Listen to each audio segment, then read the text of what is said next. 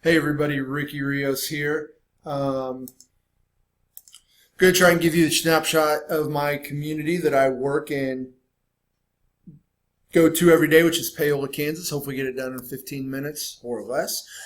Customs and traditions. Farming community, outskirts of mid-sized metro area, which is the Kansas City metro area. So they still hold on to their farming values, but they also have access to metropolitan area activities. So it's not very abnormal to have somebody who works in a field all day and then might spend a Friday night up doing something like Top Golf or go to the movie theater, which is still half hour, 30 minutes away. But, they can kind of have the best of both worlds, but two very different types of lifestyles. But that's very generalizing towards the but. That's kind of the way I think it can be looked at. Habits of the people, they're a very giving community. There's always some fundraiser going on for, unfortunately, somebody whose house caught on fire, somebody who lost somebody, a sick kid, something like that. Always somebody. There's GoFundMe's, things like that. They're always working. And their lifestyle is kind of social interaction. They like being around each other, people in the community. There's all kinds of different events during the summer, not so much in the winter, but stuff that's outdoor. They got a big event each year called Roots Fest, and it's a large outdoor music and barbecue festival.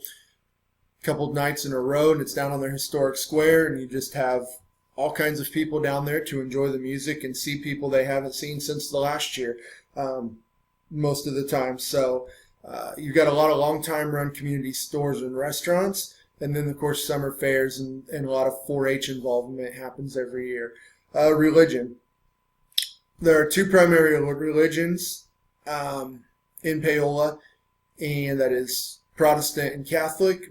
The rest of the people are unclaimed, then there's another percentage, about 30%, 25%, somewhere in there, that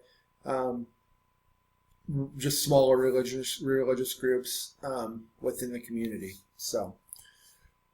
The population, 25 plus, ages 25 and up, 92% of them have a high school diploma or equivalent. Of that 25 and older, 24% have a bachelor's degree or higher. The populations that make up the community, 5 and under, 8 kids ages 5 and under, 7.7%, 18 and under is 28%, and then 65 and up is 14.9%. So roughly just under 50% make up those. The rest of the population is 19 to 64. And then within that, females make up half at 53%. So the occupation, males are in the labor force 16 and up at 62%, 65%, and females are up there in the labor force at age 16 and up at 61%. The community, in terms of race, not very diverse, 90% white, almost 91% white, 3% Hispanic, and just over 1.5% African American. And then the rest of it's made up by the 3.5% that are 2 or more races. So not a lot of diversity going on in Paola, Kansas. The communication, how people get the news, how people interact. The newspaper, they have one county newspaper, wide-reaching base within the community and the county, covers a lot of local news, a lot of smaller town news, things like that. Really going to get a better beat on local happenings, and maybe not so much national stuff. Now, conversely, the local news stations all come from the Kansas City metro area. They cover a lot of the Kansas City news, and will occasionally just cover the major news stories from the Paola area. So kind of flip-flopped. The radio, a lot of radio stations, a lot of those come out of Kansas City metro area, so it's very similar in what they cover and what they talk about. Another thing, which of course today and age we live in, social media. The city has a Facebook page, the chamber has a Facebook page, Twitter handles, stuff like that, community websites that people can go check out and get news on there as well. So Who's in the community?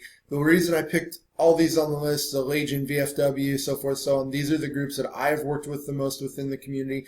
They're the ones that, in my opinion, they're usually offering some form of involvement that gives back to the school district or schools in general. Basically, they're the ones typically giving back to the kids in the community.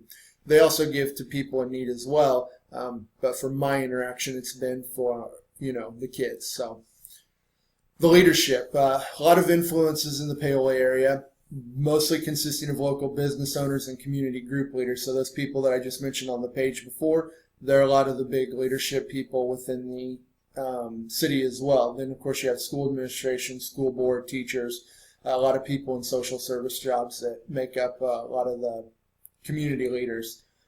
Coaches would fall in that category as well, but under teachers. So in my opinion, the real leadership of Paola is about 1% of the community's population. There's a lot of people that do a lot of things, but the true leaders, probably about 1%. So mainly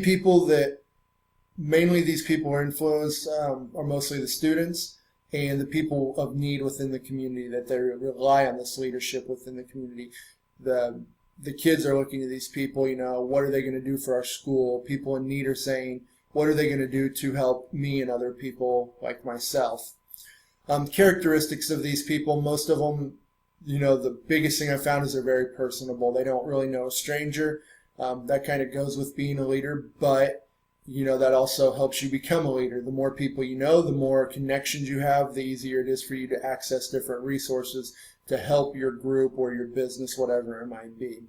They're usually, like I said before, usually looking to help up-and-comers, usually young kids or people in need. These people, that I mentioned as leaders, not always a monetary worth thing, but it is typical that these leaders make up the highest part of the tax bracket in the city. So that can be good and bad. Maybe some people don't identify as well with them because they feel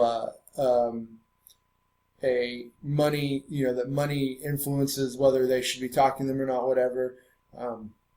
It's unfortunate people feel like that, but it does happen. So, and they're decision makers, for a wider group of people. They affect the group that they're in. That group helps a wider group of people beyond them. The economic conditions. The economically disadvantaged is about 38%. Non-economic disadvantaged is about 62%. So you've got over half, are making more than ends meet, and just over a third of them are struggling to make ends meet. So it's a farming community with a metro culture to an extent. There's also a lot of daily commuters that head up to the metro area for employment.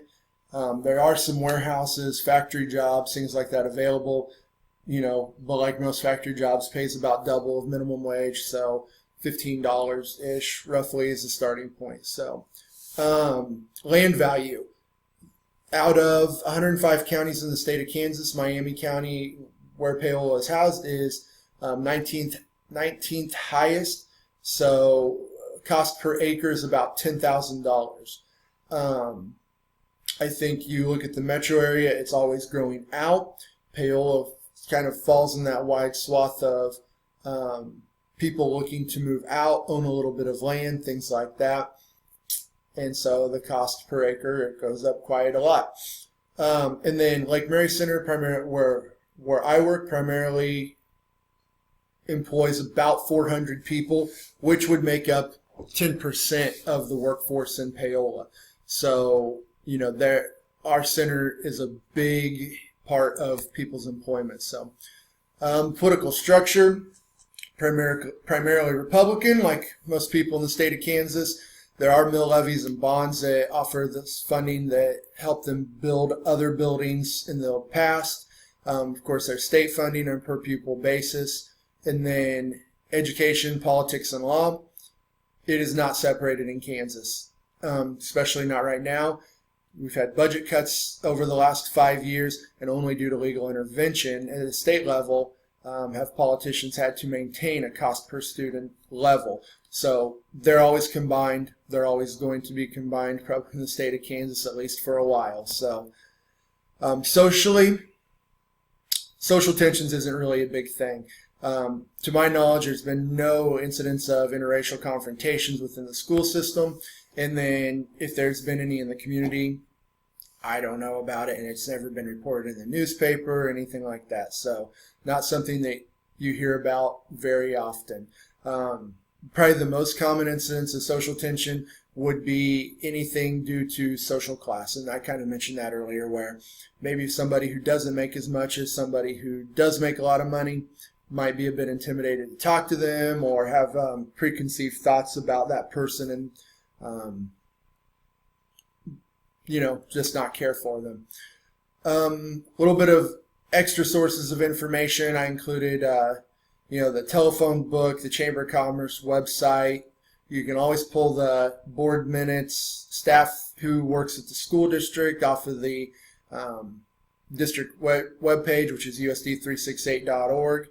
The report card, I also attached a link to that as well. So if anybody wanted to get on there and go check those sites out, you can learn maybe a little bit more in detail about Paola's community, go right ahead. Power structures. School board and administration make up a large amount of decision making within the community. And as I've kind of said before, those people make decisions which make decisions for larger groups of people. And then the same thing would kind of go for the city commissioners and city mayor. They make decisions, which then affects the people below them, who are in charge of implementing plans and ideas to affect, just a regular everyday citizen. So leaders in the community have influence of more powerful decision makers within the city. And this kind of goes back to, a lot of people have grown up in the city together. They've interacted for a long time. They talk. So, there's always some political influence that's occurring when people talk. Multicultural issues, again, with a predominantly white community, many cultural factors are the same. So due to the lack of diversity, I think it's easier that if you have 5 people who have different cultural beliefs and things like that, it's easier for a teacher to say, well, this person believes in this, or this is what they do within their culture. And you can get a larger group to buy into that and show them a different point of view and a different perspective and make everybody feel welcome. Whereas, if we're preaching primarily white culture, it's going to be harder for Hispanics to buy into it, where if maybe we're practicing more Hispanic culture, you get a little bit everybody more involved. In terms of like a dress code, things like that, there's no schools that I can remember that have a dress code within the Paola School District, and so their dress code looks a lot like other schools that have a regular dress code within the state. Public opinion. All schools at Paola have a building leadership team, so they all have site councils made up of members within the community who come to participate and bounce ideas off of each other and talk about whatever it might be. The PTA is a big part of the district and understanding where people stand. Schools have a lot of different uses, so this is another way to kind of gauge what's going on.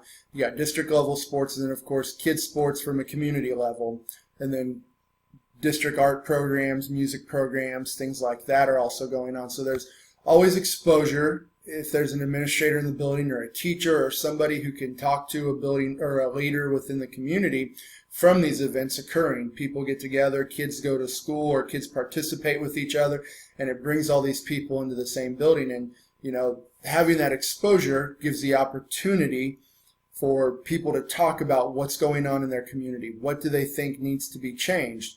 And just like most things, if you have a leader, you like a leader who is visible and willing to listen.